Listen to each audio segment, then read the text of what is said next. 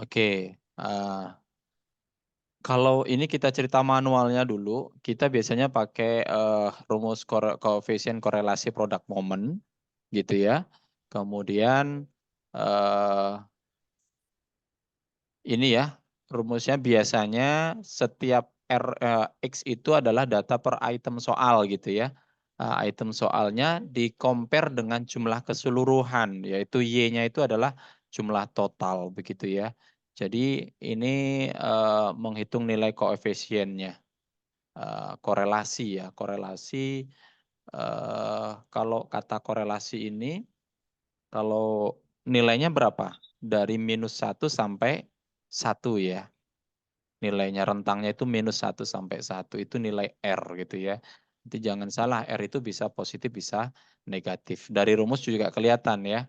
Dia positif negatifnya kan dari yang pembilangnya ini ya. Karena kan ada rumus pengurangan di sini.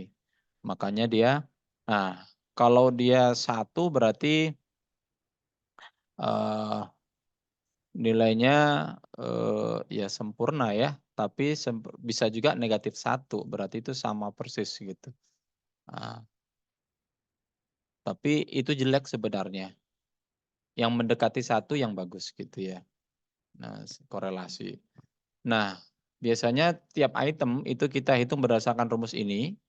Kemudian untuk menyatakan valid atau tidak validnya itu kita bisa 2 cara. Bisa dilakukan dengan melakukan uji T, uji validitasnya dengan uji T. Jadi nanti di-compare T itu dengan T tabel. Namun nilai T-nya ini rumusnya. Jadi R ini adalah nilai R koefisien tadi. N itu jumlah respondennya, ya kan? Di sini.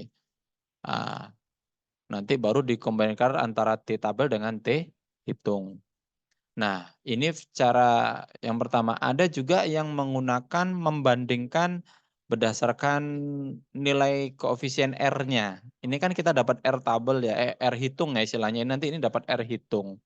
Nah, R hitung dikomparekan dengan eh, tabel R atau tabel korelasi person gitu ya. Tabel korelasi itu ada. Itu sudah ada tabelnya juga gitu ya. Sama kayak eh, distribusi normal kemarin ya, itu kan ada tabel khususnya gitu ya.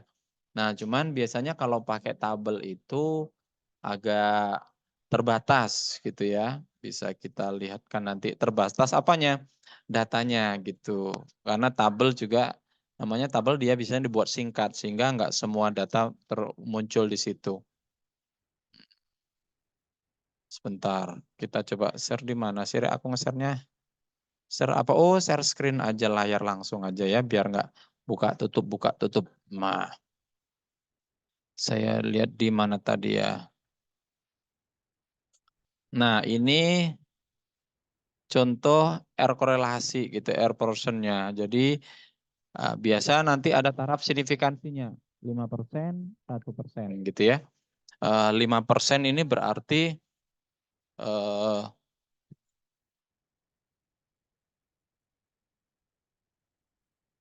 berarti ini tingkat kesalahannya 5% ya. Berarti kalau dari 100 tingkat errornya 5 lah begitu dari 100.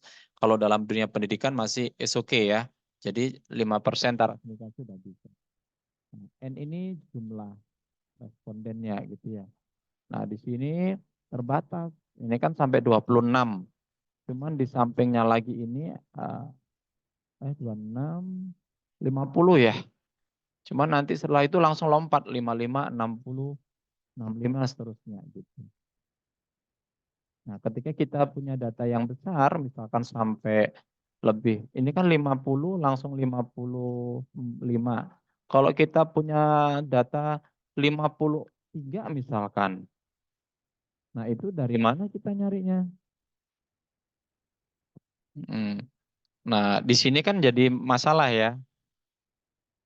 Kalau kita dapat datanya 53, sedangkan ini 50 langsung lompat 55.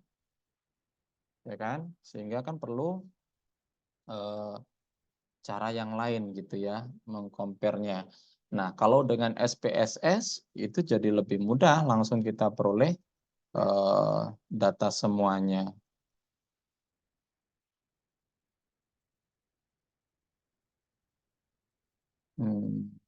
Gitu dia.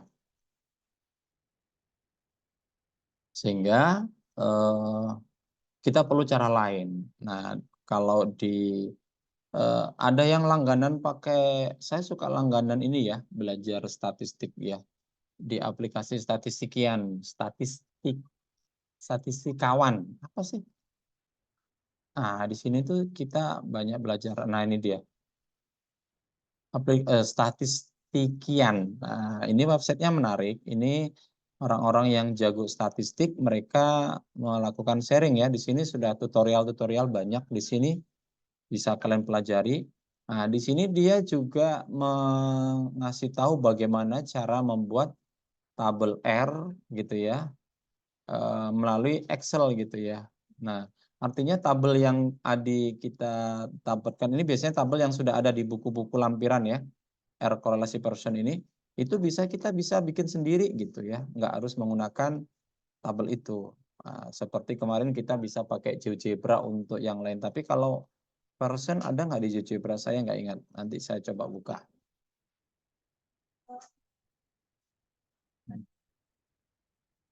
Nah, ini polanya bagaimana. Nah, sama ya, dikatakan valid tidak valid itu ketika R tabel lebih besar daripada R hitung lebih besar daripada R tabel gitu ya.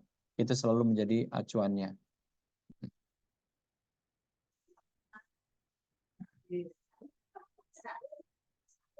Sini dikasih tahu dulu teorinya, rumusnya, baru di sini petunjuk bagaimana cara membuat tabel ya. Nah, di sini. Di sini sudah dikasih tahu tahap-tahapannya, bahkan rumusnya juga sudah dikasih tahu di sini. Jadi sudah mudah di sini.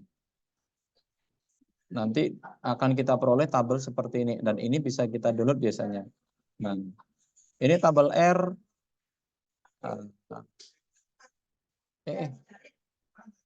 Sorry.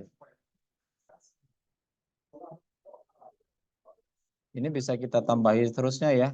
Untuk N-nya ini 30 mau sampai berapapun bisa dapat di sini gitu ya. Pakai manual juga istilahnya, ini kan manual ya, tapi lebih baik gitu. Nah, di sini bisa dengan cara itu. Nah, kita akan coba belajar pakai ini ya, pakai website Statistikian ini ya, untuk melakukan uji validitas dan reliabilitas gitu ya. Kita kembali dulu ke materinya.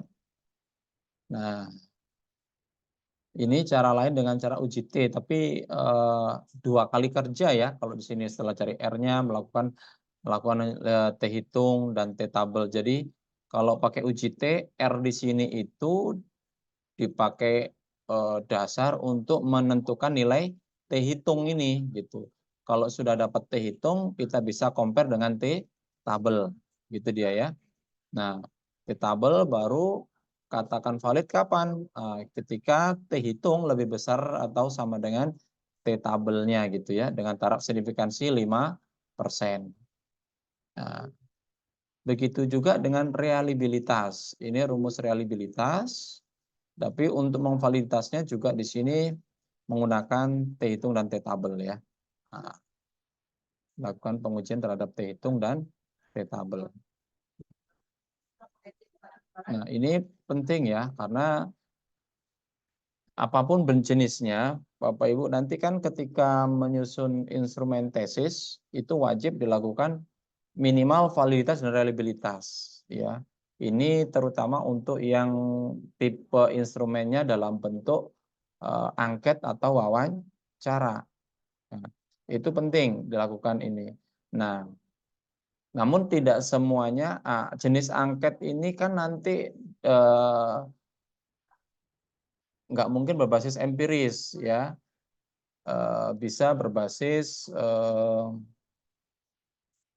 apa namanya, ahli ya. Jadi kita bisa, bukan kalau empiris kan kita uji coba dulu kalau dalam bentuk soal. Nah, kalau kita ada soal yang kita buat tes gitu, nah itu bisa dalam bentuk empiris, berarti kita uji cobakan ke tempat lain gitu ya, di luar rencana sampel eksperimen kita, baru hasil uji coba itu dianalisis gitu kan validitasnya. Itu berarti validitas berbasis empiris. Tapi kalau angket kan nggak bisa seperti itu gitu ya. Jadi kalau angket bisa dilakukan uji validitas ahli gitu ya. Nah, walaupun validitas ahli itu kan tetap harus kita lakukan penilaian biasanya, tapi banyak kalau orang lain biasanya itu dalam bentuk per item nanti diminta penilaiannya. Biasanya bisa dikasih nilai kode juga ya. Biasanya ada juga yang pakai kode 1, 2, 3. 3, oh berarti item nomor 1 ini sudah layak pakai. Nah, 2, layak tapi perlu revisi sedikit. Nah, 1 layak tapi perlu revisi banyak. Begitu. Berarti kalau yang ada revisi pasti di situ ada kolom catatan. Nah, gitu. Tapi angka-angka itu kan nanti bisa kita jadikan dasar untuk melakukan uji validitas. Walaupun itu dalam bentuk angket ataupun kalau di UPI itu dua-duanya harus dilakukan pengujian Bapak Ibu. Jadi walaupun kalau soal itu harus diuji secara empiris. Pertama dulu ketika soal sudah jadi itu wajib dilakukan pengujian ahli. Jadi dipasihkah ke validitas ahli tadi yang seperti saya katakan nanti soal nomor 1 nanti dikoreksi sama validatornya ini sudah cocok atau belum. Nah, kalau belum pasti nanti dia ada catatan dan membuat kesimpulan. Kesimpulannya apa? Layak, tidak layak, atau seperti apa? Perlu revisi gitu. Jadi nanti di situ dibikin skor-skornya. Nah, dari situ baru dilakukan perbaikan dan uji validitas. Nah, setelah diperbaiki, divalidasi, melakukan uji coba. Nah, uji coba ini untuk menghasilkan validitas empiris tadi gitu. Nah, jadi sampai 2 tahap kalau di UPI itu ya, untuk menghasilkan instrumen yang layak dipakai untuk penelitian. Nah, setelah uji coba, nanti datanya itu kita lihat validitas, reliabilitasnya, kemudian daya beda, tingkat kesukaran. Nah, dari situ kita baru membuat kesimpulan apakah instrumen ini item mana, istilahnya kalau soal itu kan ada berapa soal gitu ya, kan belum tentu semua soal itu valid. Nah, jadi mana item yang layak dipakai, mana yang tidak layak begitu. Nah, itu kalau kita di sana. Tapi seharusnya di sini juga dilakukan seperti itu ya nanti ke depannya kalau melakukan penelitian. Sehingga jumlah soal juga harus agak dilebihkan, jangan pas-pasan gitu ya. Kalau tipe soalnya esai, kalau maunya itu 4 sampai 5 soal berarti ya bikin jumlahnya 8 sampai 10 gitu ya. Nah, sehingga nanti kita punya alternatif pilihan untuk yang layak dan tidak layak. Yang repot itu kalau multiple choice. Kalau mau 30 berarti berapa dibikinnya? 60. Bengek anaknya ngerjain matematika 60 soal kan gitu dia. Nah, harus hati-hati aja di sana. Pak, jadi Pak, kalau untuk penelitian itu yang lebih lebih efektif itu apakah soalnya dalam bentuk esai atau multiple choice atau digabungkan, di mix Pak, antara multiple choice dengan esai? Iya. Itu tergantung dari variabel kita. Apa yang mau kita ukur gitu ya. Nah, jadi tipe soal itu jangan, enak soal multiple choice saja lah, gampang nih koreksinya. Nggak bisa juga gitu ya. Sekarang apa yang mau diukur? Variabel apa? Itu kan biasanya di ranah kognitif ya. Misalkan apa yang mau diukur? Misalkan kita pengen melihat peningkatan, peningkatan kemampuan pemecahan masalah. Nah, soal anak dikatakan mampu memecahkan masalah itu tipe soalnya apa? Apakah dengan dikasih problem yang multiple choice udah masuk kategori memecahkan masalah? Sudah layak enggak gitu? Kan ada kemungkinan dia jawabnya nanti random aja lah, kan gitu dia. Nilainya 95. Oh, berarti dia mampu memecahkan masalah. Disesuaikan Pak ya? Iya, jadi kan harus ada indikator. Nah, Tapi bukan berarti multiple choice nggak bisa untuk memecahkan masalah, ya kan? Ya bisa juga kan itu dia. Misalkan ada juga orang bikin tipe soalnya multiple choice, tapi di situ dengan ada cara jawabnya juga dituangkan. Paham nggak? Maksudnya nomor satu. Jadi ada kolom lagi untuk cara ngerjainnya itu dituangkan di situ juga gitu. Itu ya boleh juga. Artinya silahkan saja. Yang penting kita harus punya dasar gitu ya. Nggak asal artinya nanti ketika kalau di metodologi itu di bab 3 ya. Di bab 3 itu kan nanti ada tentang instrumen, ya kan? Nah, nanti kan sana Bapak Ibu harus menjelaskan instrumennya dalam bentuk apa. Soal esai kah? Soal multiple choice? Kalau Bapak Ibu ditanya, kenapa soalnya multiple choice? Kenapa esai? Kan harus punya dasar kita. Nah, cari teorinya itu gitu. Teorinya teori apa maksudnya? Teori dari variabel yang mau diukur. Gitu kan? Nah, variabelnya apa saja di situ? Nah, dari situ kan indikatornya apa? Siswa harus mampu begini. Misalkan pemecahan masalah itu kan ada berapa indikator itu. Nah, jadi masuk ke indikator kemampuan yang mau diukur gitu ya. Oh, pertama dia harus bisa memahami masalah dulu. Nah, apa indikator anak-anak itu bisa dikatakan paham? Oh, dia mampu menuliskan apa saja yang menjadi eh, yang diketahui dan apa saja yang menjadi pertanyaannya dan sebagainya, dan bisa mampu mengkaitkan antar variabel atau antar komponen yang diketahuinya misalkan. Nah, itu kan lah berarti kalau kayak begitu apakah multiple choice bisa mengukur itu? Nah, jadi kan harus dikembalikan lagi ke sana gitu ya. Nah, seperti itu. Nah, kalau penalaran misalkan, kemampuan penalaran bisa nggak dalam bentuk soal multiple choice? Bisa ya, bisa juga. Tergantung indikatornya lagi. Dan intinya ke sana ya, boleh. Jadi tidak ada harus esai, harus multiple choice. Gitu ya. Itu fleksibel.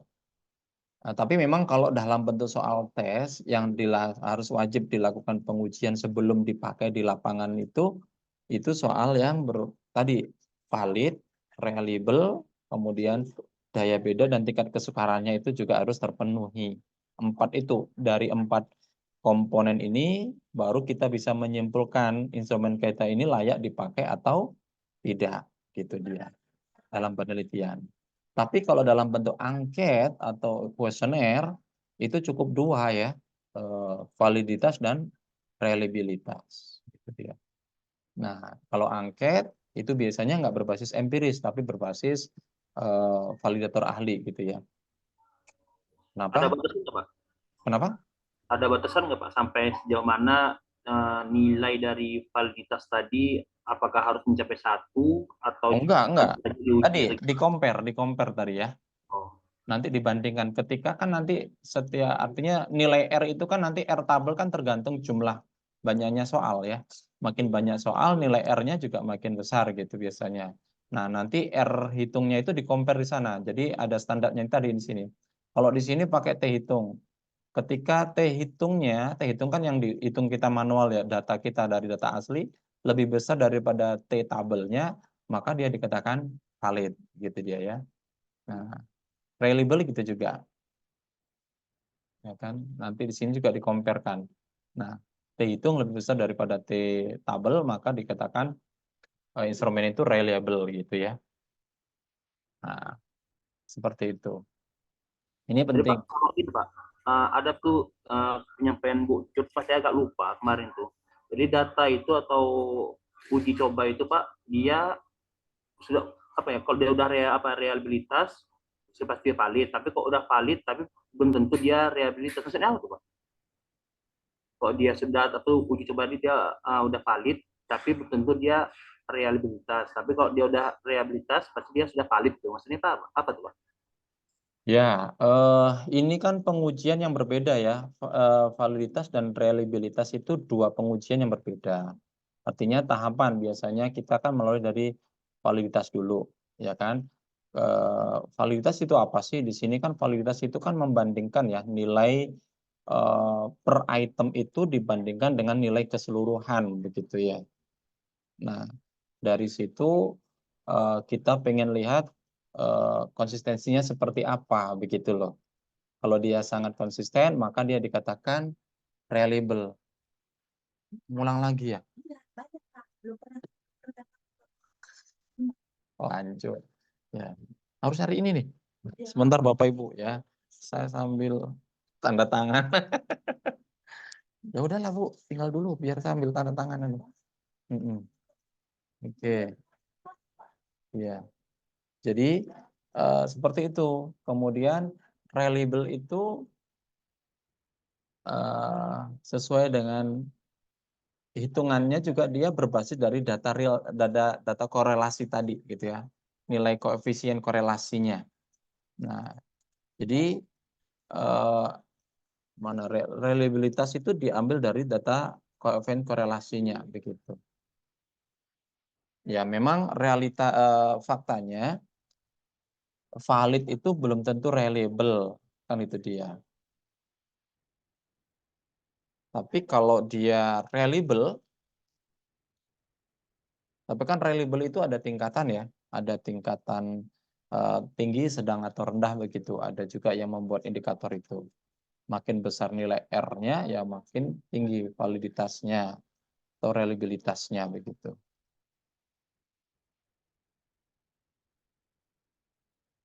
Itu ya, palingan gambarannya seperti itu. Tapi memang ya tadi kalau reliable itu kasusnya gini, kenapa sih kalau reliable itu udah pasti valid begitu ya? Nah, itu juga bisa diukur dari sini karena kan reliable itu dari nilai R ya. Kemudian data itu kan nggak berubah pada umumnya. Jadi konsisten dia. Kemudian andai nih kita menguji validitas dan reliabilitas. Kemudian ada satu soal gitu ya. Soalnya ini nggak valid. Ya kan? Terus kita revisi. Artinya kan boleh itu. Jadi kita lakukan revisi. Nah, kita perbaikin. Kan itu dia. Habis itu kita uji coba lagi gitu. Nah, yang perlu dihitung apa di situ? Validitasnya. Setelah diperbaiki, kita uji coba lagi, datanya kita olah lagi, valid nggak dia? Kalau reliabilitasnya udah tetap yang tadi sebelumnya. Jadi data sebelumnya itu reliabilitas itu nggak akan berubah gitu. Nah, makanya kalau reliable belum tentu valid gitu dia ya. Jadi biasanya begitu. Kalau kita mau memperbaiki, nggak usah dihitung lagi reliabilitasnya sudah pasti gitu. Kecuali kalau saya kemarin itu konsepnya begini.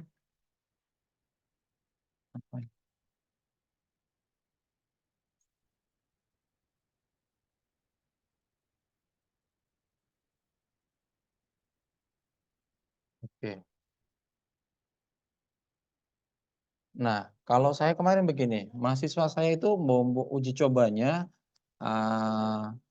saya suka marah itu juga memang. Udah dibilangin suruh ngelebihin, dia buat pas-pasan. Uji cobanya itu cuma 5 soal, gitu ya. Nah, uji cobanya cuma 5 soalnya. Nah, kalau cuma 5 kan belum tentu valid semuanya kan. Dan rupanya benar. Setelah diuji coba, 5 soal. 5 soal itu memenuhi 5 indikator yang jadi kemampuan. Kan misalkan ada kemampuannya apa? Andai lah ini ya, kemampuan pemecahan masalah. Itu ada 5 indikator. Ketika 5 indikator itu terpenuhi, maka dia dikatakan mampu memecahkan masalah. Nah, setiap indikator dibuatlah satu soal. Gitu ya. Karena ada 5 indikator, berarti ada 5 soal. Cukup nggak itu? Ya cukup kalau valid semuanya. Permasalahannya kalau nggak ada yang nggak valid gimana? Rupanya benar, begitu hasil uji coba, cuman 2 yang valid, yang 3 lagi nggak valid. Nah itu gimana dong? Nah, kalau Pak dipakai aja yang 2 ini. Lah kalau kita hanya pakai 2, kan indikatornya ada 5, berarti hanya 2 indikator dong yang diukur nanti. Nggak memenuhi syarat dong kemampuannya. Nah kan jadi salah lagi gitu. Nah, padahal udah saya ingatkan, kalau memang modelnya satu indikator satu soal, buat soalnya 2 gitu loh. Jadi kalau nanti yang satu nggak valid, siapa tuh satunya valid. Jadi kita masih punya alternatif gitu. Ya kan? Rupanya nggak dilakuin dia, ya sudah akhirnya dia mau uji coba ulang, kita revisi uji coba ulang nggak ada waktu. Akhirnya kita pakai validasi ahli aja gitu dengan ya reliabilitasnya tetap nggak dirubah gitu, tapi melakukan validitas ahli. Ini karena keterbatasan ya. Ini sebenarnya nggak boleh, harusnya direvisi lagi, diperbaiki yang nggak valid tadi, masukan dari pembimbing kayak mana, uji coba lagi gitu. Sampai kita dapatkan data yang valid gitu ya. Cuman nanti kesalahannya itu kan karena itu cuman terbatas. Coba kalau tadi itu kalau maunya 5 dibikinlah 8 begitu ya. Atau kalau mau lebih ideal 10 dibikin soalnya, diuji validitas. Nah, dari 10 itu kan target kita mau ngambil 5 soal gitu ya. Nah, nanti rupanya yang valid cuma 8, ya nggak masalah, yang penting setiap indikator terwakili. Pak, apakah 8-8-nya mau saya pakai? Enggak juga. Kita punya keputusan ya, kita sebagai peneliti punya keputusan. Walaupun 8 kita pakai 5, yang 3 lagi nggak dipakai, kenapa? Kita harus punya alasan. Misalkan, soal ini, nomor 3 sama nomor 5, itu soalnya sama-sama mewakili indikator yang nomor 1.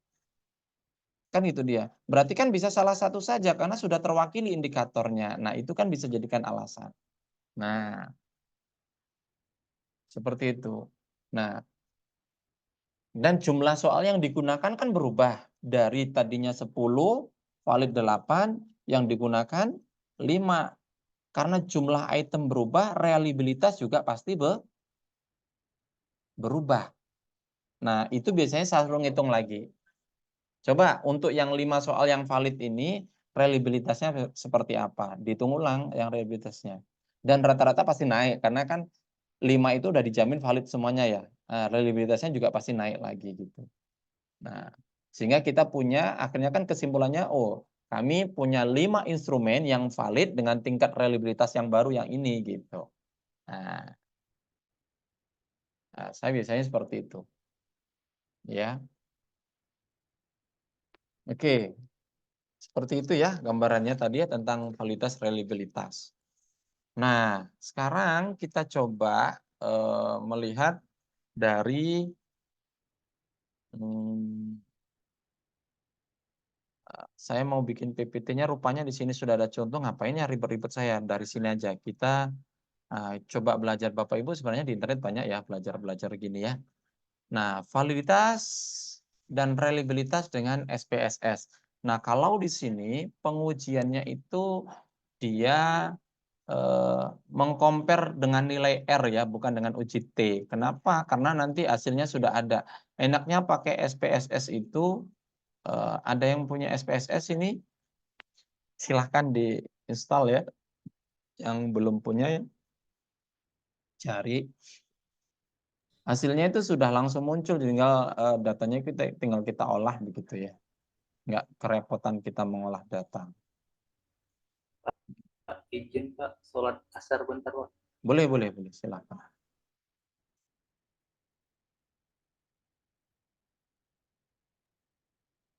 Pak, boleh nanya, Pak? Boleh, boleh Anissa. Eh, Gini, Pak, misalnya kan kita mau mengembangkan sebuah media tuh, Pak, berupa Hmm. modul. Nah, nanti kan mau di dalam modul itu kan ada soal-soal. Nah, soal itu misalnya kita ambil dari buku cetak atau memang buku yang udah diterbitkan itu perlu divalidasi lagi atau nggak usah, Pak? Tunggu. Kan pengembangan modul, Heeh. biasanya kan ada tujuannya ini ya kan? Ya enggak? Mm-mm. Misalkan Iya, Pak. pengembangan modul ajar apa gitu kan, berbasis ini untuk apa di sini? Untuk meningkatkan Misalnya apa? Kan biasanya kan modul kan ya. ada target tujuannya kan?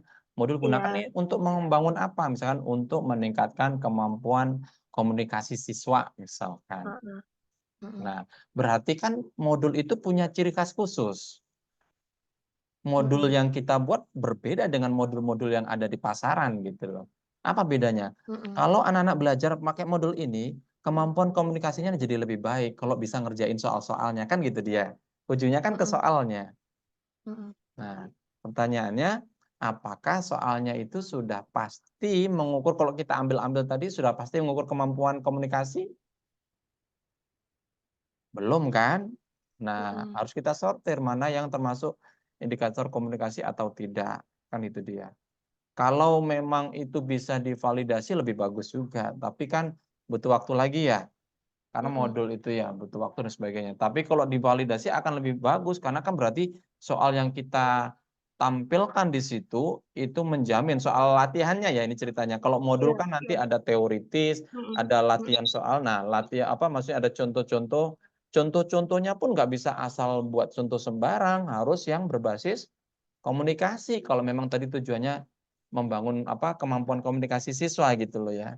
Jadi buat soalnya juga harus ke sana. Itu yang kadang-kadang salahnya di situ. Asal jadi modul aja gitu kan. Katanya untuk mengukur komunikasi.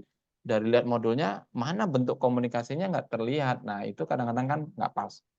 Nah, atau bisa dengan cara tadi kita mengembangkan sendiri soal-soal latihannya berbasis indikator gitu loh. Indikator variabel yang kita ukur tadi. Bahkan kalau bisa dikasih tahu, misalkan saya itu ada buku bagus itu ya tentang pembelajaran tapi sudah buku saya hilang itu, buku dari ITB itu, Prof. Wono Setiabudi, dia bagus bikin soalnya. Soal latihannya ya bagus bukunya itu. Ya itu kita misalkan soal satu tentang komunikasi secara tulisan misalkan yang mana gitu ya. Berarti ada soalnya di situ. Nah, nanti indikator ini soalnya misalkan bisa juga kan kita bikin begitu. Atau setiap soal mengukur semua indikator boleh juga. Ya kan? Nah, artinya itu tidak ada batasan.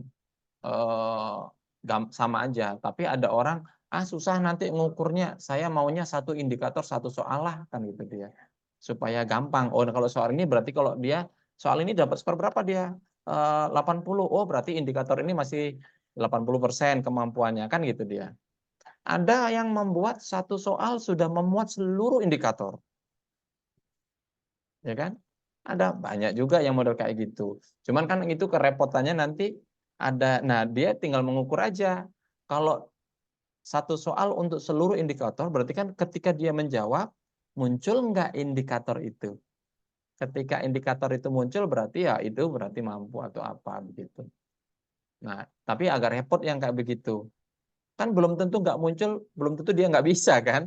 Nah, pas jawab ini indikatornya dilewatin. Dari 1 langsung indikator 3, habis itu 4, 6. Ini nggak ada dituliskan di situ. Apakah berarti dia nggak ada? Nah, itu repotnya di situ ya butuh triangulasi nanti analisis datanya. Kita wawancara lagi dengan siswanya. Ketika jawab, kenapa kamu jawabnya gini? Untuk mengkonfirmasi tahapan yang hilang itu sebenarnya dia memang benar-benar nggak tahu atau dia paham tapi nggak dituangkan kan gitu dia. Nah, kita analisanya di sana, wawancara lagi dengan siswanya kan gitu dia. Untuk mendapatkan, oh berarti dia semua tahapan sudah di kemampuan ini sudah ada semua begitu. Indikator itu muncul gitu. Nah, repotnya di situ ya.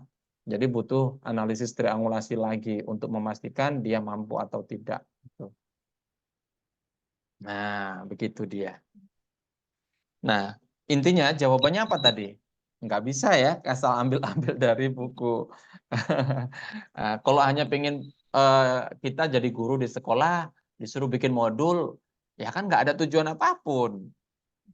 Ya, yang penting formatnya sesuai dengan standar modul, udah silakan, kan itu dia.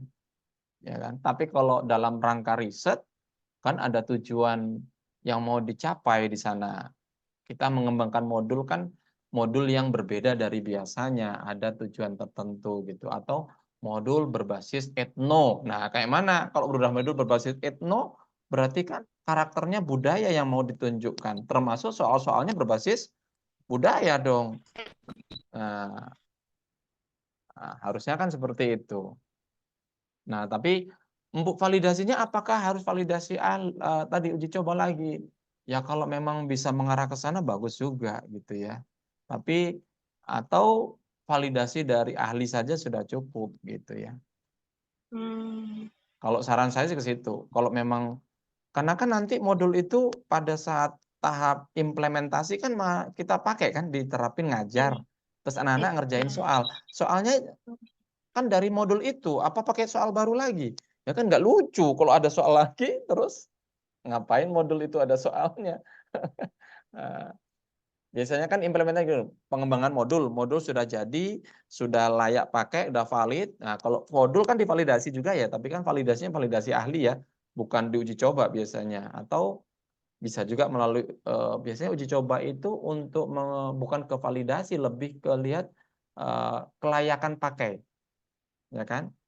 Jadi modul udah dikembangkan, didesain, dibikin, udah jadi, kita validasi ke ahli dulu. Menurut ahli ada masukan tambahan nggak dari sisi keterbacaannya, layoutnya, baru kontennya, isinya. Kalau dari 3 komponen ini sudah layak, berarti kan sudah layak menurut para ahli kan? Nah, baru kita pakai. Kalau kita pakai biasanya keterpakaiannya.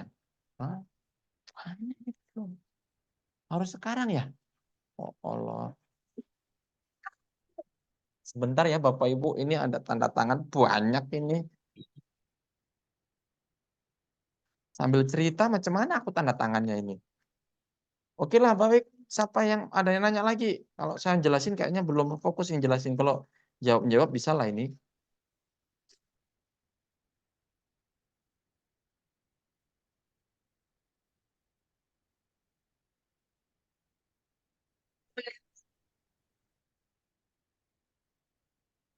SPSS sudah ada semua belum? Ini saya SPSS versi jadul juga. Ini SPSS berapa saya ini ya? Udah ada, Pak. Belum Belum punya. di-install, Pak. SPSS ini coba ya gimana cara anu. Saya softwarenya sih ada tapi kan SPSS sih memorinya gede, Bu. Memorinya besar itu biasanya.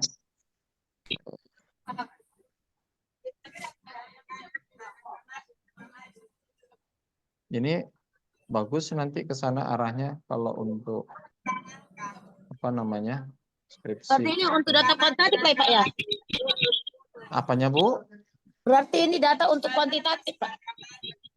Data kuantitatif. Kualitatif juga bisa, Bu. Kan kayak angket kuesioner bisa divalidasi pakai SPSS juga, Bu. Oh.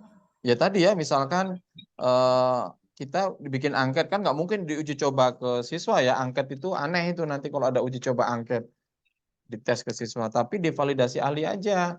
Angket udah Ibu bikin.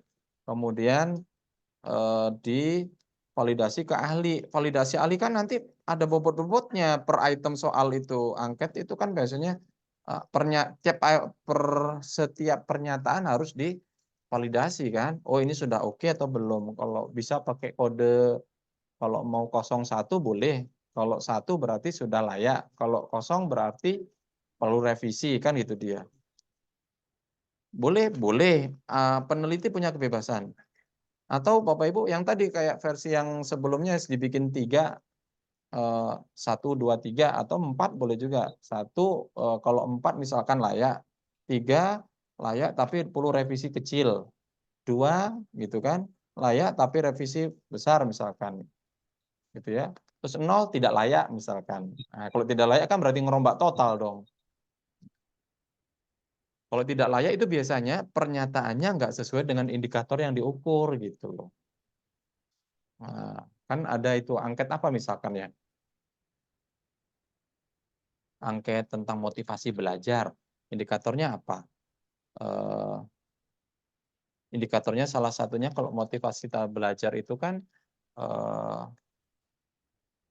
apa ya? Banyak kali indikatornya nggak hafal saya. Motivasi suka tantangan misalkan. Artinya kan kalau indikatornya Anda kan suka tantangan, tapi pernyataannya bukan tentang tantangan. Dibikin apakah kamu suka belajar matematika? Lah kan nggak nyambung. Indikatornya terkait tentang menyukai tantangan. Tapi pernyataan yang disampaikan suka belajar matematika atau enggak? Kan itu pernyataan bukan untuk tantangan, kan itu dia. Nah, itu kalau saya bisa di-reject itu, ini enggak layak ini dipakai di sini pernyataannya enggak pas gitu loh. Ya kan? Berarti harus dirubah itu. Nah, itu dia. Dirubahnya misalkan ini udah ini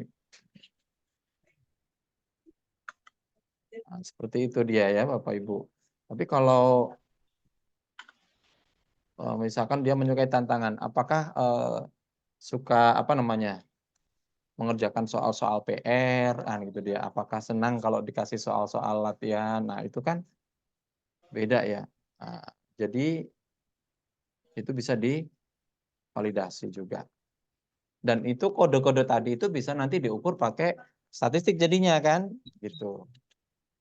Nah, jadi bisa diukur juga validitasnya angket itu. Sama reliabilitas saja. Ya. Tapi kalau daya beda tingkat kesukaran itu kan rumusnya nggak harus pakai SPS itu ya. Kan daya beda tingkat kesukaran itu membandingkan antara kelompok tinggi dengan kelompok rendah. Nggak ada menggunakan rumus statistik apapun. Kalau validitas reliabilitas kan ada produk apa koefisien korelasi produk momen ya kan. Kemudian ada juga uji T. Nah, itu bisa pakai SPSS gitu loh. Tapi kalau daya beda tingkat kesukaran ya itu nggak bisa pakai SPSS. Ngapain pakai SPSS? Pakai Excel biasa udah itu karena nggak ada statistik yang digunakan di situ. Ya, gitu Bapak Ibu.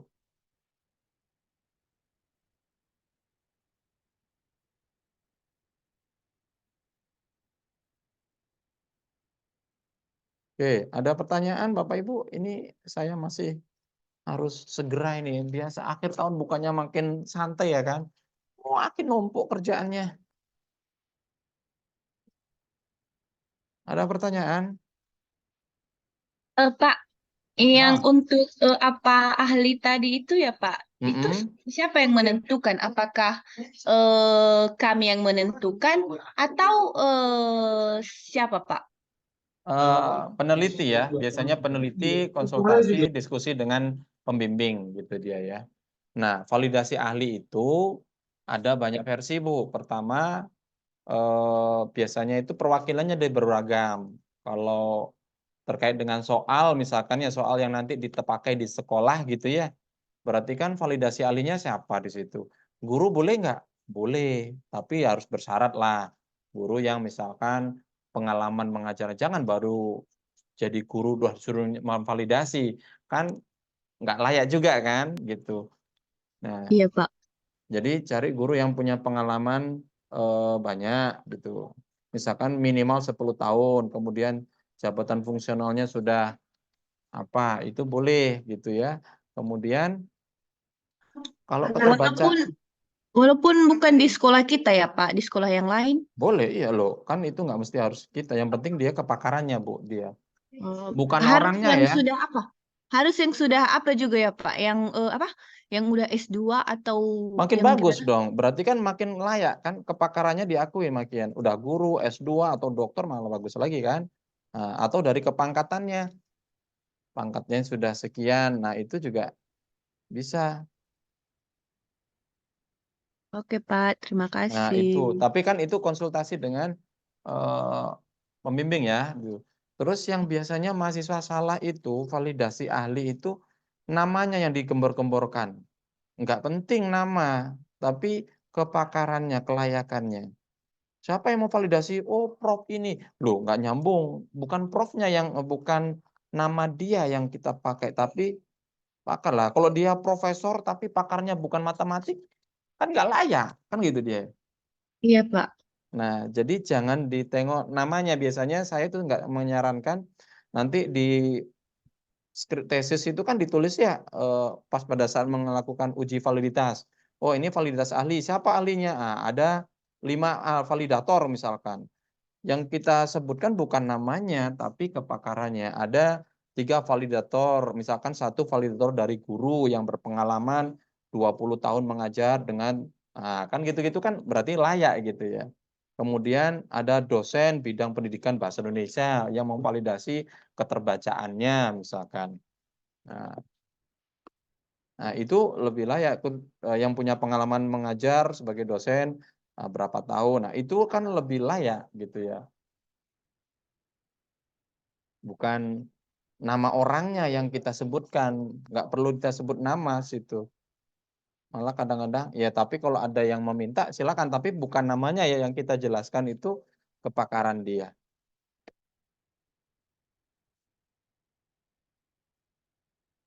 Belum selesai ngajar, masih 13 kali pertemuan. Besok Bapak disuruh datang, tanda tangan. Loh, besok aku datang loh. Borang pakai SD. Yang 13 kali pertemuan lagi. Masya Allah. Oke. Ada lagi Bapak Ibu? Nah itu ya validasi ahli tadi itu juga seperti itu ya. Jangan sampai, itu biasanya pembimbing gitu ya. Nggak harus entah prodi menentukan, ya nggak bisa juga dong. Ya kan? Yang penting dia kepakarannya memenuhi syarat gitu dia. Terus Pak nanti saya diminta dosen ini susah kali ditemui, ganti aja lah, kan itu dia, kan validator nggak mesti harus dia, orang lain yang memiliki kepakaran yang sama boleh gitu ya. Masa gara-gara memvalidasi kita tertunda lama-lama sampai berbulan-bulan, kan jadi nggak pas juga gitu ya. Nah itu juga jadi hal yang perlu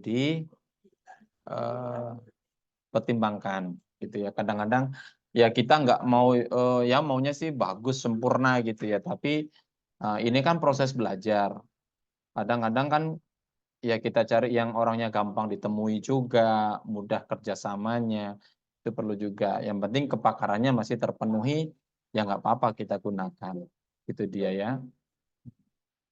Terus kalau uji coba ke lapangan itu Bapak Ibu, saya harapkan jangan di sampel kita ya. Maksudnya sampelnya di kelas misalkan berapa? Kelas 10A. Uji cobanya di 10A juga. Jangan dong, ya kan? Kalau bisa malah di luar sekolah kita gitu ya. Karena kan kita mau menguji kereliabilitasan juga ya. Reliable itu kan bisa dipakai di mana saja gitu. Ya kan? Nah, Pak kalau di kan 10A dan 10B, sebenarnya kan itu masih di tempat yang sama ya. Mungkin sebenarnya itu ya. A dan B itu kan beda, memang beda orangnya, beda kelasnya, tapi kan dari istilahnya lingkungan yang sama. Berarti kan secara keseluruhan hampir karakternya, perlakuannya kan hampir sama kan gitu dia. Terutama yang ngajar sama juga kan itu dia. Nah, itu kan kurang pas juga. Kalau bisa di sekolah lain gitu dia. Sehingga kita bisa nanti menguji valid dan reliable-nya seperti apa begitu. Oke.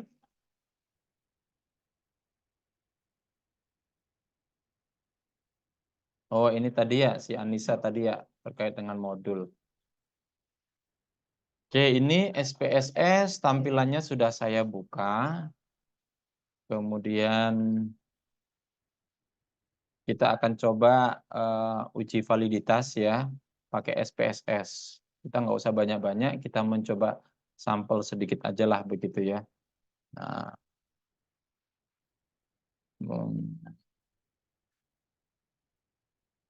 oke. Misal nih ya, kita cobakan dulu ya Bapak Ibu pakai simulasi dengan SPSS ya. Mana tadi SPSS saya? Nah, ini kan tampilan SPSS. Sambil belajar nanti lah. Ini kan saya rekod ya, nanti bisa Bapak Ibu pelajari lagi. Yang baru pertama mengenal SPSS, nanti bisa saya kenalkan sedikit. SPSS ini tampilannya kayak SL ya. Excel, Microsoft Excel. Ya, tapi beda cara penggunaannya ya Bapak Ibu, agak sedikit berbeda. Di sini kalau dilihat di bawah itu ada dua, ada data view, ada variable view. Variabel di sini nomornya juga 1 2 3, tapi 1 2 3 ini adalah menunjukkan variabelnya gitu ya. Sedangkan data view ini tampilannya, nanti per variabel di sini nilainya gitu. Nah, tapi data biasanya di data view di sini. Nah, kita asumsikan nggak usah banyak-banyak aja lah. Misalkan siswanya ada berapa? Ada 10 gitu. Oh, nggak usah 10, jangan 10 lah, sedikit kali ya. Misalkan ada 21 siswa, soalnya ada berapa? 5, nggak usah banyak-banyak ya. Kemudian esai gitu ya. Nah, ini kan bisa kita buat di sini harus manual masukinnya. Setiap soal skor maksimalnya berapa kita bikin? 10 kalau benar gitu ya. Berarti kan kita buat random aja ya di sini. Mungkin di sini 3 gitu ya. 5, kok nggak mau turun? 5, saya random aja ini Bapak Ibu ya. Ini soal nomor 1 misalkan. Kok 0?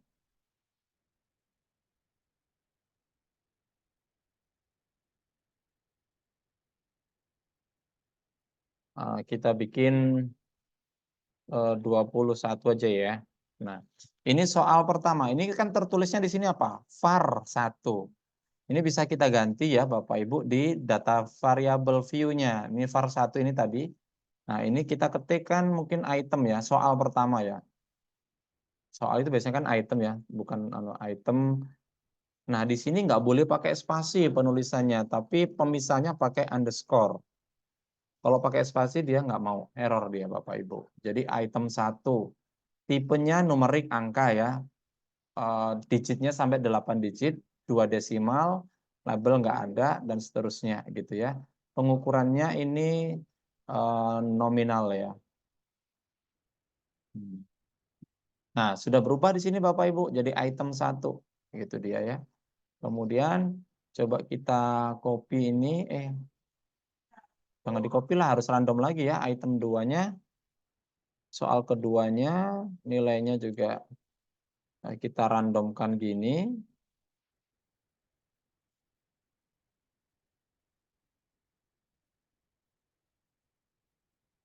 Kebanyakan.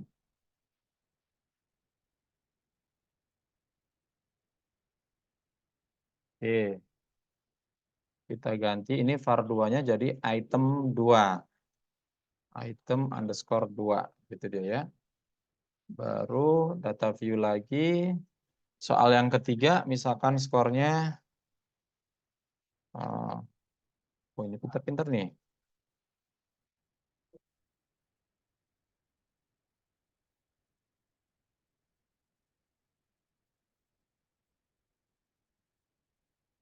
Oke, misalkan seperti ini. Kemudian 5 soal aja ya. Kita lihat.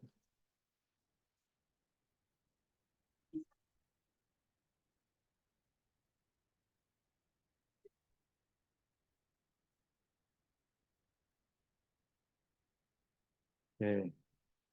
Baru oh ini belum masuk angkanya.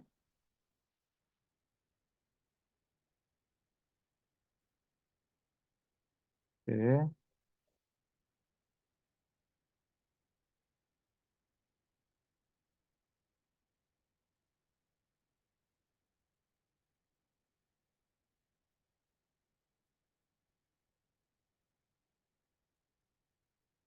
Oke, nah ini misalkan datanya. Oh, itemnya kita ganti dulu ya. Item 23.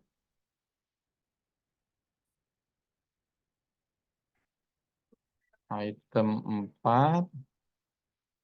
Item 5. Nah, ini berarti ada 5 soal ya Bapak Ibu. Kemudian respondennya atau siswanya ada 21. Asumsikan ini data hasil ujiannya, hasil uji coba instrumen kita gitulah ya.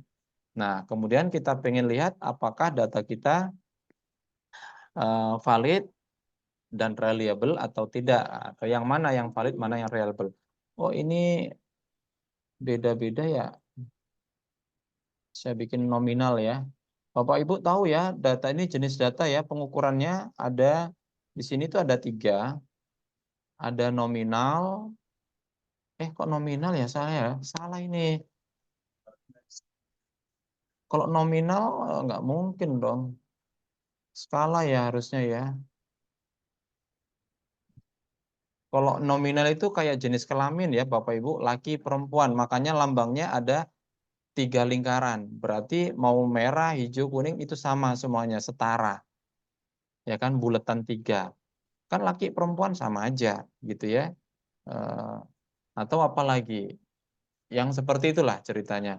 Tapi kalau ordinal dari gambarnya kelihatan bertingkat ya. Kayak tadi, tinggi, sedang, rendah. Nah, tinggi skor dikasih angka 4, misalkan sedang 3, rendah 1. Nah, itu berarti jenisnya ordinal. Tapi scale, kalau scale itu skala. Skala itu rasio atau interval. Nah, ini kan nilai tadi, nilai anak-anak kan tadi anak-anak kan nilainya antara 10 maksimal kan 10 berarti dari 0 sampai 10 gitu ya. Kebetulan kita bikin bulat semuanya gitu ya supaya jenisnya jadinya dia skala semuanya ya. Oke. Kita lihat. Ini kan panduannya gitu. Caranya gampang di sini Bapak Ibu langsung aja. Nah, di sini udah kasih bentuk menu, analyze, scale, reliability, analyze gitu ya. Nah, di sini sudah dikasih tahu gampang caranya. Mana tadi? Kalau kita lihat di sini ke analyze, scale, reliability analysis ya, karena uji reliabilitas. Di sini kita ada di atas ini ada menunya banyak Bapak Ibu ya. Biasa menu tahu ya, ada file, ada edit, view, data, transform, ini namanya menu ya. Nah, jangan kebayang menu makanan ya Bapak Ibu, udah lapar, saya juga lapar. Nah, di sini kita masuk ke menu analyze. Setelah itu tadi dibilangnya ke scale. Nah, di sini ada scale. Nah, baru ada reliability tadi. Nah, kita tinggal ikutin saja. Reliability analyze. Kita klik. Nah, di sini langsung ada muncul box ya yang harus kita inputkan. Di sini ada lambang. Ini item kita ada 1, 2, 3, 4, 5. Nah, di sini ada menu item. Ada tanda panah ini berarti suruh masukin. Kita masukin satu-satu ya. Item 1 kita masukin, item 2, 3, 4, 5. Gitu dia ya. Nah, terus mau diapain? Nah, tinggal kita mempelajari apa statistik yang digunakan gitu ya. Kalau sudah nanti diokekan. Nah, kita lihat lagi.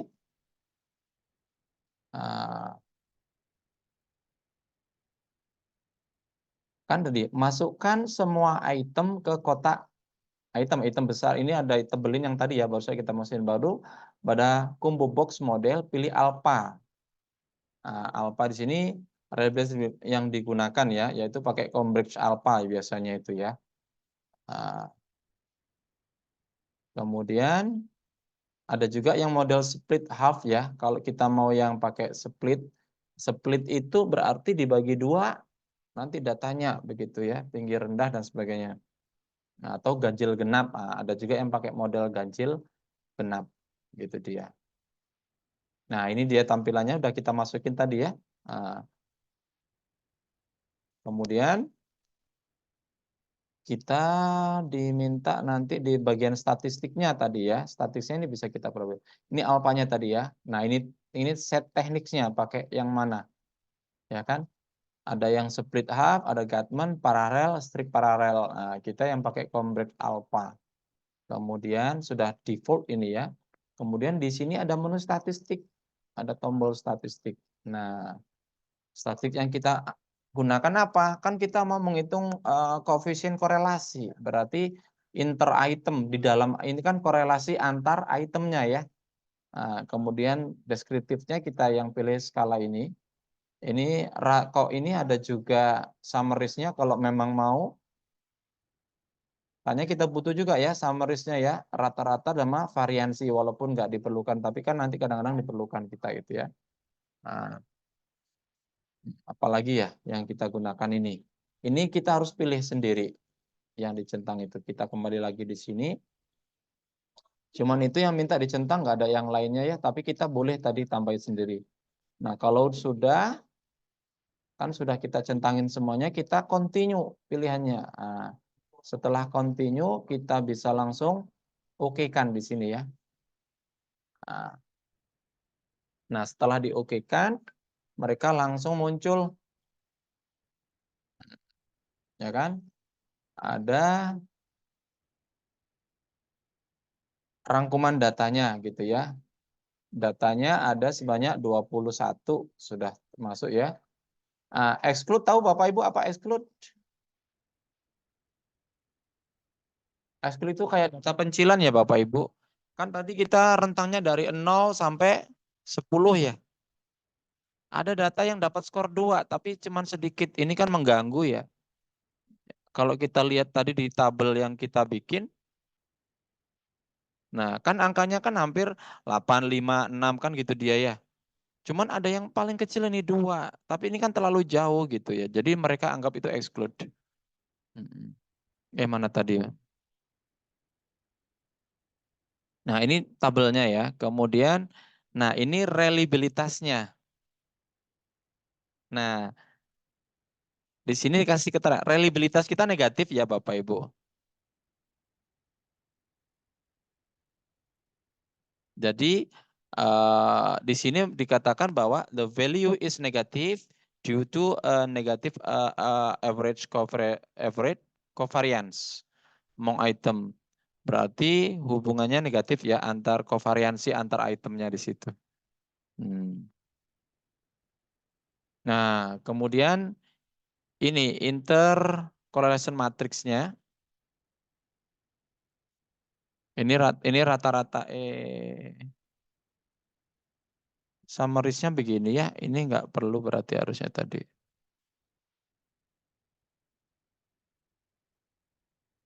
Nah, ini dia. Nilainya di sini yang kita lihat nanti ya. Yang kita gunakan yang ini nanti. Nah, item total statistiknya. Untuk menentukan nilai koefisien validitasnya nanti. Kita lihat lagi. Nah, setelah muncul, nah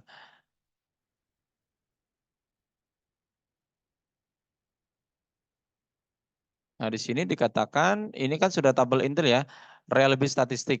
Nah, ada nilai Cambridge alpha. Nilai tersebut merupakan nilai reliabilitas tes secara keseluruhan. Nah, biasanya kalau di deskripsi kita itu reliabilitas itu kan secara keseluruhan ya. Nah, tapi di SPSS ini selain secara keseluruhan, per item pun bisa juga dilihat nilai reliabilitasnya. Gitu.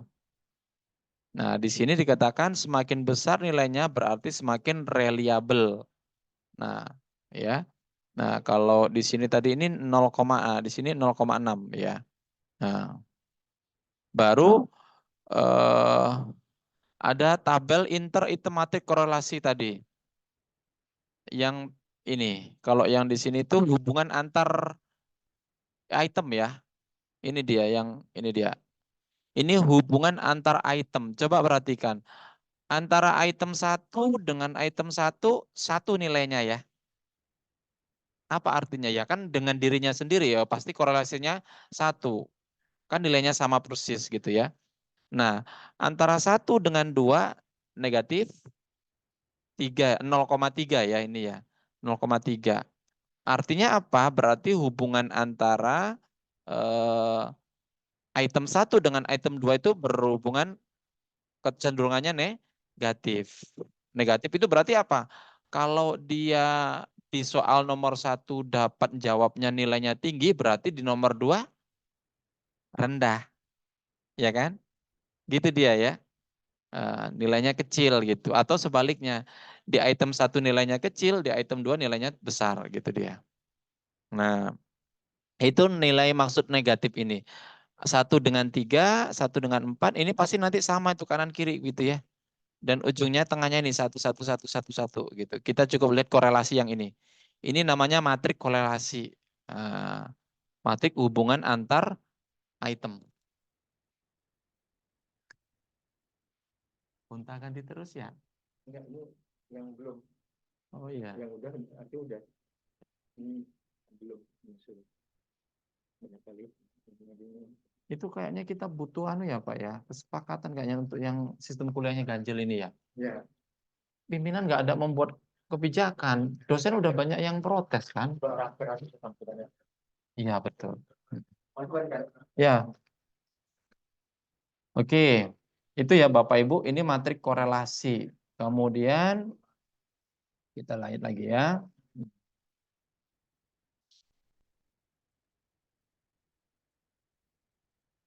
Baru kita coba menginterpretasi ya, interpretasi uji validitas dari hasil SPS tadi. Itu bisa dari ya.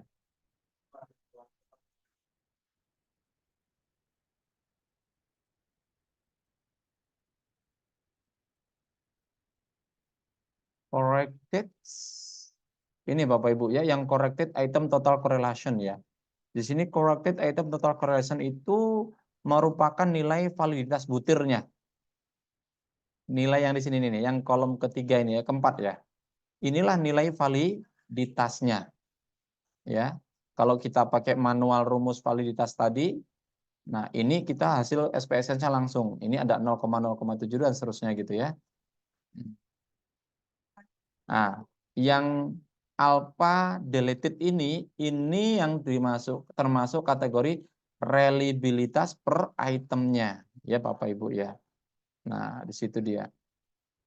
Nah, di sini nanti pengujiannya bisa di-compare dengan Airtable ya. Kita bisa melakukan pengujian dengan Airtable.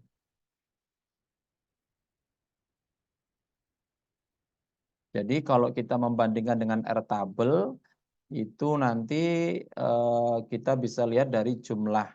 Ini dia, nanti ada derajat signifikansinya, itu N dikurangi 2. Dengan N itu jumlah sampel yang digunakan.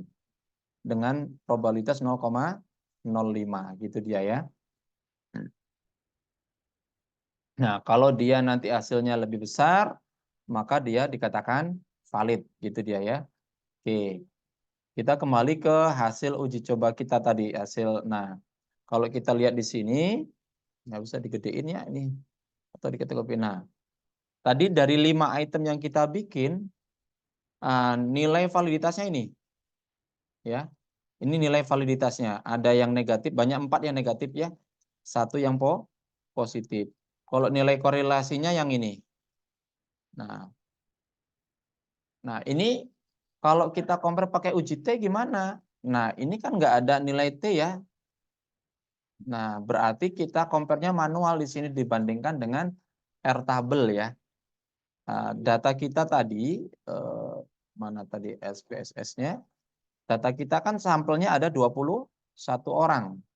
Berarti kalau kita menggunakan rumus, kalau pakai tabel R, ini boleh, di sini kalian sedikit ya. Dengan taraf signifikansi 5%, ini ya 5%. Nah, berarti data kita 21 ya. 21 dikurangin 2 berarti 19. Ini nilainya 0,456. Nah, kapan dikatakan valid? Ketika nilai validitasnya, R validitas tadi, nilai R-nya itu di atas 0,456. Gitu ya. Nah, sedangkan kalau kita lihat di tabel kita ini, nah nilai R-nya kan yang ini nih, yang minus 0,131 dan seterusnya. Ini 1,63. Hasilnya kayak mana ini? Dibandingkan dengan R tadi, R tabel. Lebih besar apa lebih kecil? Kecil. Lebih kecil semuanya ya. Nah, berarti kelima soal ini tidak valid. Valid. Ya kan? Terus ini reliabilitasnya kayak mana? Bukan tidak reliable ya, tapi reliable itu pasti reliable ada, tapi tingkatan ya, bukan tidak reliable, nggak ada tidak reliable ya, tapi lebih ke reliabilitasnya rendah begitu, biasanya gitu. Tapi di sini juga bisa dihitung ya, kalau menurut teorinya di sini bisa juga di-compare, tapi nilainya masih sama ya, pakai R alpha.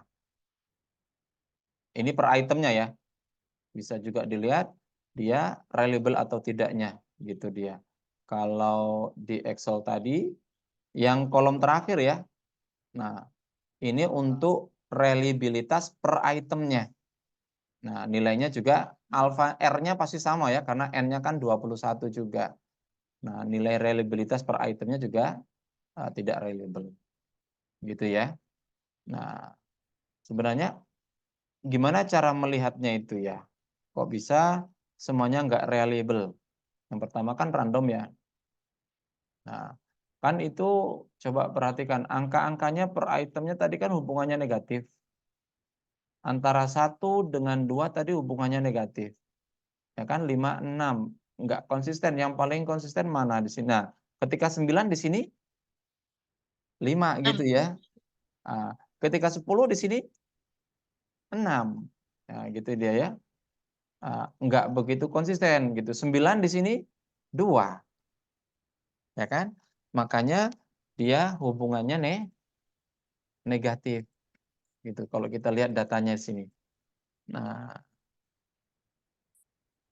ya kan? Seperti itu. Kalau mau besar ya nih angkanya sama semua ya, tapi nggak mungkin kita bikin angkanya sama semua ya. Nah, seperti itu. Terus kalau validitasnya itu dilihat angka 1 ini dengan jumlah kumulatifnya sebenarnya. Ini dijumlahin semuanya. Nanti hubungannya seperti apa. Karena validitas itu coba sum-nya ya. Ini bisa dirumus sum nggak ya? Nggak bisa pakai rumus ini.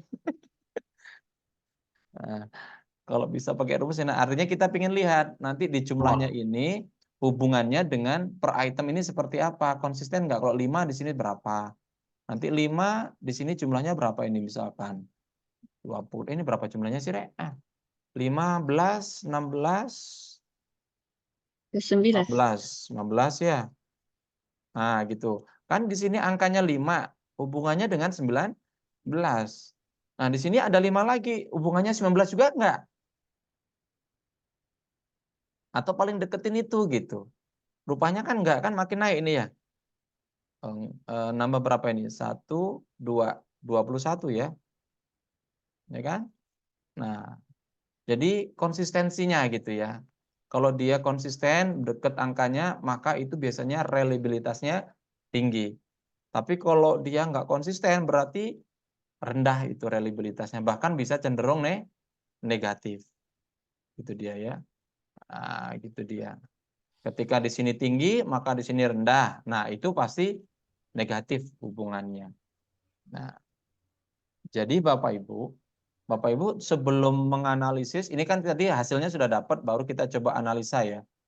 Sebelum menganalisis bisa kita lihat ini data kita ini datanya bagus apa enggak sih, nanti hasilnya itu udah kelihatan gitu loh. Ya kan?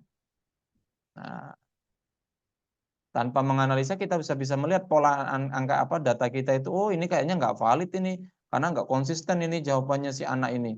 Ya kan nanti dia nilainya tinggi, rendah atau apa begitu. Nah, berarti kan kayak ini misalkan 9, habis itu di sini 2, berarti kan dia belum konsisten kan dengan jawaban dia. Makanya datanya hasil analisisnya ini sangat rendah tadi sini ya. Bahkan semuanya. Ya, kalau yang kayak begini gimana Pak? Rupanya data saya semuanya nggak valid. Uji coba lagi, tapi diperbaiki, jangan nggak direvisi kan gitu dia. Berarti kan ada yang salah mungkin dengan soal kita. Salahnya di mana? Bisa jadi menurut kita ini mudah dipahami, rupanya menurut anak-anak bahasanya nggak biasa. Kadang-kadang kan sering itu teman-teman bikin soal, ngambil sana sini, istilah yang di kota Medan dengan istilah di kota Jawa kan beda gitu ya. Nah, jangan istilah Medan dipakai untuk itu kurang pas gitu. Harus yang pakai kata-kata yang umum. Misalkan kalau soalnya cerita gitu ya. Apa ya istilah yang nggak ada di Jawa misalkan, tapi di Medan itu udah kenal semuanya. Kereta misalkan. Nah kan kereta itu kalau di Jawa kereta api. Nah, itu kan menimbulkan multitafsir soal ya. Jadi jangan membuat kata-kata yang atau yang nggak dipahami oleh anak-anak di daerah kita gitu. Atau yang nggak biasa gitu. Itu nggak boleh itu. Kan jadi sesuatu yang baru yang bikin pusing. Dia bukan pusing karena ngerjain soalnya. Memahami ini maksudnya apalah soal ini yang nggak biasa dengan kehidupan mereka gitu loh. Misalkan ini, anak-anak di daerah pesisir nelayan sana gitu ya. Kalau berbaikan istilah nelayan gitu mungkin dia banyak paham gitu ya tentang laut, bahkan mungkin alat-alat untuk melaut itu tahu semuanya. Terus soal itu kata-kata kosakata itu dipakai untuk anak-anak di kota. Apa nggak pusing anak kota, nggak ngerti tentang jala, lantah apalah alat-alatnya itu. Ini itu apa gitu. Saya pernah itu Bapak Ibu salah mengartikan bahasa Inggris ya. Ini soalnya ini sama juga ya. Karena saya yang nggak paham bahasa Inggris dulu, S2 itu lucu. Dia itu soalnya tentang problem solving, tentang kue gitu. Tapi jenis toppingnya ini berbeda-beda.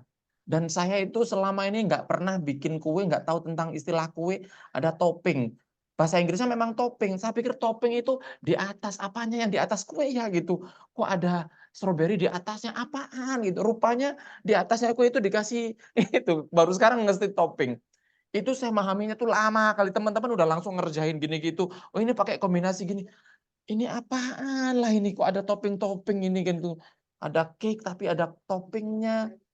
Cobalah, hanya gara-gara nggak ngerti istilah topping. Saya itu nggak paham soal itu, nggak bisa ngerjain gitu. Mau diapain? Nah, Tapi Pak, baru bagaimana Pak, kalau soalnya itu kan bahasa Indonesia formal kita pakai. Mungkin kan kesalahan itu kan mungkin pada tingkat taraf kesukaran ataupun dari intensitas apa ya, taraf level soal mungkin yang terlalu mungkin lebih harsh, lebih banyak daripada yang low. Oh, Jadi enggak. kalau Ini saya sih, lebih ke cenderung ini ya. Ini masalah keterbacaan jadinya, konteksnya. Nah, itu saya dulu di di UPI ya, di UPI itu sering kali itu dimintain anak-anak S2 itu saya menjadi validator. Di UPI itu ada ruangan khusus untuk diskusi bareng gitu ya. Memang meja disusukan untuk.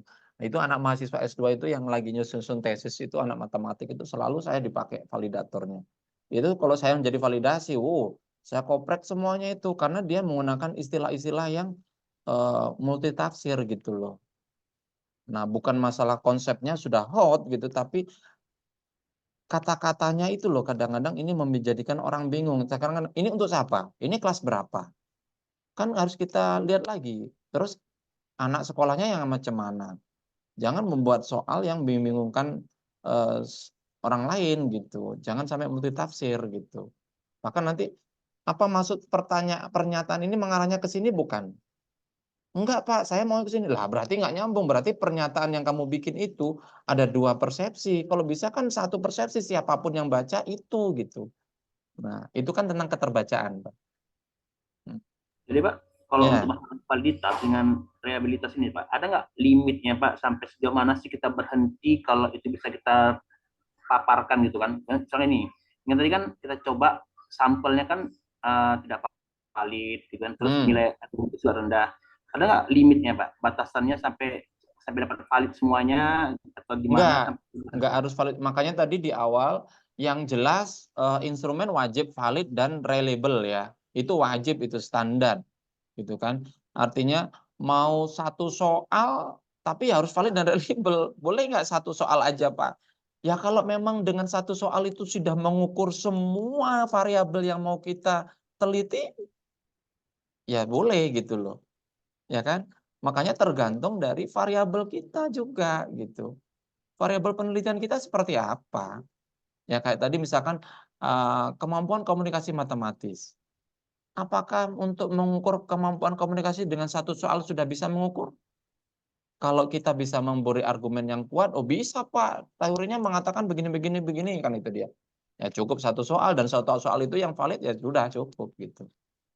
Nah, jadi problemnya gini, kayak tadi yang saya sampaikan di awal. Saya bikin 5 soal, artinya gini, variabel misalkan kemampuan pemecahan masalah itu ada 5 indikator. Andai ini ya, andai. Nah, 5 indikator ini saya turunkan jadilah 5 soal. Dengan representasi satu soal ini untuk soal nomor 1, indikator nomor 1. Soal nomor 2, indikator nomor 2, dan seterusnya. Kan itu dia ya. Nah, sehingga ketika siswa bisa menjawab kelima soal ini, maka dia bisa kita katakan sudah memiliki kemampuan pemecahan masalah misalkan. Kan gitu dia. Kan gitu dia ceritanya. Nah, rupanya pada saat kita uji coba untuk melakukan validasi dari 5 indikator dari 5 soal ini yang valid cuma 2. Yang 3 nggak valid. Nah, itu gimana? Apakah yang 2 itu aja kita pakai? Nggak bisa. Kenapa? Kan tadi kemampuan pemecahan masalah ada 5 indikator. Kalau hanya 2 soal berarti hanya 2 dong yang kita ukur. Sedangkan 3 indikator nggak kita ukur kemampuannya. Bagaimana kita bisa mengklaim anak ini mampu memiliki kemampuan penyelesaian masalah kalau hanya mengukur 2 indikator, sedangkan 3 lagi nggak dia ukur. Nah, terus bagaimana Pak kalau kayak gitu? Ya, itu tadi. Makanya di awal antisipasinya bisa per indikator dilebihkan gitu loh. Ya kan? Sehingga nanti yang penting targetnya itu semua indikator yang jadi batas limitnya itu semua indikator variabel yang mau diukur itu terukur dengan instrumen yang kita miliki, itu dia. Jadi bukan dari jumlah soal sebenarnya, ya kan? Tapi dari semua indikator yang mau diukur. Ya kan? Itu batas limitnya. Jadi bukan, oh soalnya harus sekian. Oh kalau esai harus 3, 2, 1, 5, 10. Enggak juga, kan itu dia. Tergantung indikatornya. Nah, Jadi Pak, acuannya itu. pada uji pertama Pak, soalnya misalnya kita buat 5 Pak, ya kan? Ternyata menghasilkan tidak validitas. Terus kita mau uji kedua, apakah soal yang sama, apakah soal direvisi kembali? Revisi dong, kita perbaiki. Makanya kan kita harus menganalisa lagi dari hasil jawaban itu, kita koreksilah sendiri. Yang menyebabkan ini nggak valid itu di mananya tadi, makanya kita lihat-lihat lagi kan, oh di sini konsisten tinggi. Atau artinya gini, soal valid itu bukan berarti soal yang bisa dikerjain. Salah ya, jangan salah. Kita bikin semuanya nilai, oh gampang, bikin gampang aja biar supaya bisa dikerjain. Belum tentu valid itu. Valid itu yang konsisten, yang mengukur kemampuan anak ini. Di soal ini anak ini mampu mengerjakannya selevel 7. Di soal kedua juga dia, ya berarti dia kan bisa mengukur gitu. Jangan yang nggak stabil tadi gitu ya. Jadi ya kita revisi lagi atau bisa jadi namanya kita juga ilmu sosial ya, nggak bisa ditebak secara langsung yang mana, bisa jadi redaksi kalimatnya, bisa jadi dari sisi jumlah angkanya yang terlalu gede, kan itu dia. Jadi konteksnya masih sama tapi angkanya kita bikin lebih mudah gitu, atau mungkin angkanya nggak bulat itu sehingga anak-anak membagi mengalihkannya nggak dapet gitu, sedangkan proses pengalihan pembagian bukan dari yang diukur kan gitu dia. Kan itu bukan kemampuan matematis itu, bisa ngali bagi, itu kan kemampuan kalkulator itu kan. Ya enggak? Nah, Ini kan Pak jadi untuk mengukur kognitif Pak kan? iya, iya, iya. Jadi kalau kita mengukur pakai afektif Pak, apa kita menggunakan angka juga atau menggunakan kriteria yang lain? Pak, mengukur afektifnya gitu, motornya misalnya. Kalau afektif kan tadi sudah jelas bisa pakai lembar observasi atau angket ya, mereka kan validasi angket. Validasi angket kan kita cukup validasi ahli ya. Nah, itu biasanya jarang sih yang apa namanya? Sampai berulang-ulang gitu. Paling revisi kemudian divalidasi lagi sudah sesuai gitu.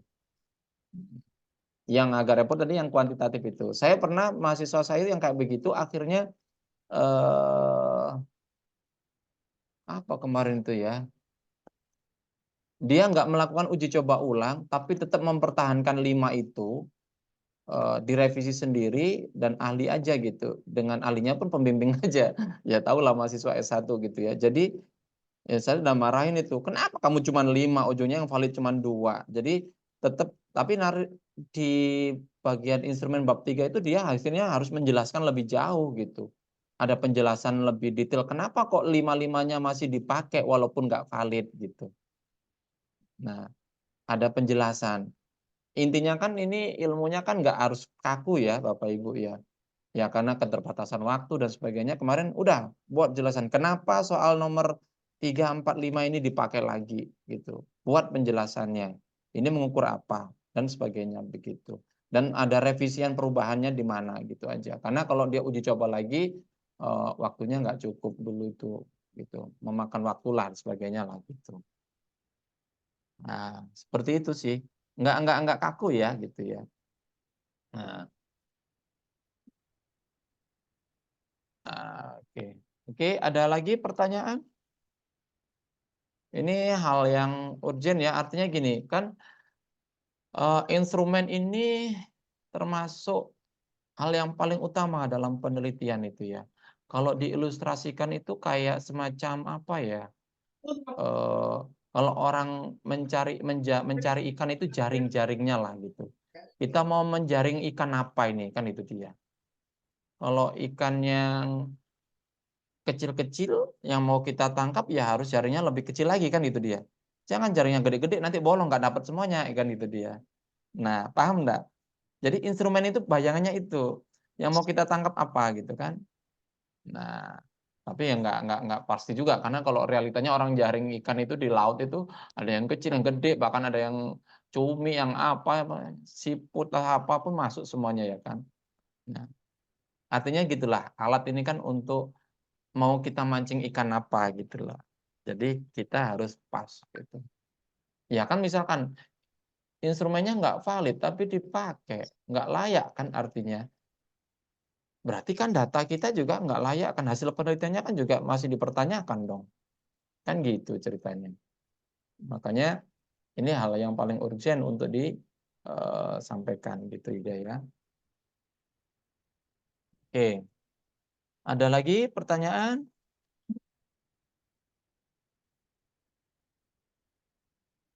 Pas, Pak. Pas. Oke. Bisa ya. Kita ini masih ada materi lagi nanti kayaknya mudah-mudahan ya.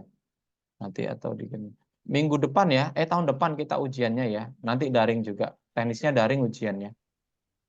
Ya Pak, tahun depan. Bapak, Ibu. 1 tahun kemudian ya Pak. Iya kan tahun depan, Bu. Iya. Tahun depan. Kan tahun depan Pak. Iya. Tahun depan kita ujiannya. Besok Bapak masuk, Pak. Online tapi Bu. Kayaknya udah enggak lah, Bu. Ini udah mau liburan. Ibu masih pengen masuk. Aduh. Enggak, Pak, enggak. Nanya loh, Pak, soalnya kan biar bisa Daring aja liburan. kita ya. Kita daring aja ya Bapak Ibu ya.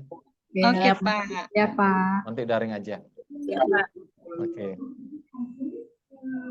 Ada lagi yang mau dibahas? Kalau nggak ada, saya pikir cukup ya. Sedikit aja, tapi dapatlah. Ini filenya saya rekam ya. Nanti bisa kita share di YouTube untuk diulang-ulang. Gitu ya. Nah, ini juga mungkin nanti jadi bahan untuk ujian ya, Bapak Ibu ya. Silahkan nanti dipraktikkan. Nanti mungkin ada menganalisis hasil uji validitas reliabilitas begitu ya. Coba dipelajarin. Oke, kalau memang sudah tidak ada, saya cukup sekian dulu ya Bapak Ibu. Lagi Zoom. Oke. Kuliah online. Iya. Ini Pak Fauzi udah diangkut dia. Hah? Pak Fauzi diangkut mau kemana? Ke kampus? Pulang kampung Pak. Udah Zoom. Pulang kampung? Kumpul sini. Ya kan betul. Tapi di kampung masih ada sinyal kan? Jangan nanti alasan di kampung tak ada sinyal. Sebagai tugas kuliah